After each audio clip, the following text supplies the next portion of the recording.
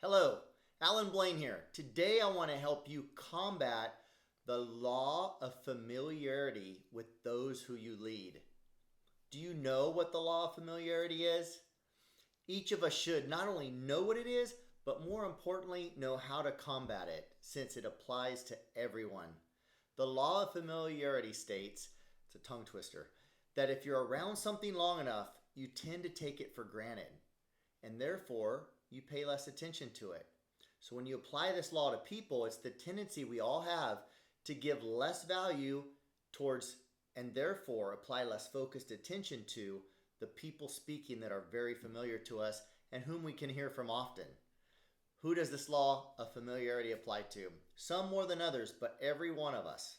Entrepreneurs leading teams, pastors leading churches, those leading volunteers, those managing teams, and fathers and mothers leading children, and so many more people. Think about this for a moment. Have you ever had someone, or maybe a team member, an employee, a spouse, or a child, hear something from someone else that you've previously shared with them like multiple times before, and they finally hear it from another person? They share it with you all excited as if they just heard it for the first time.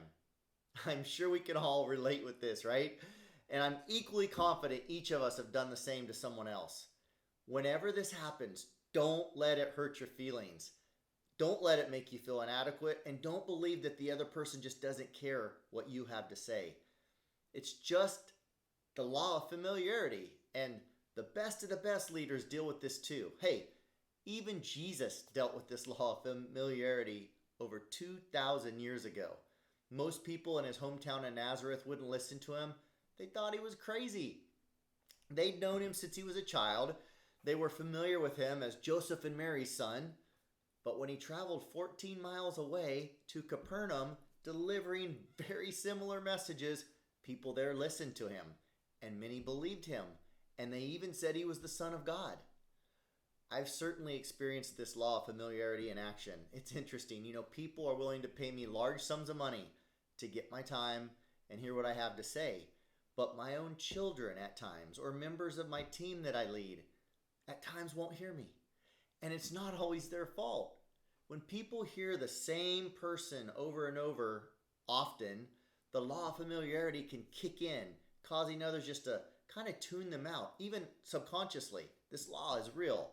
So what can we do about it? In addition to what you share, incorporate the use of others to teach and train those you want to lead. Choose the book, choose the speaker, the podcast, the message, etc. that you want them to hear. And then by allowing another person to deliver the message, we're creating an environment for them to more easily hear the things we believe would benefit them.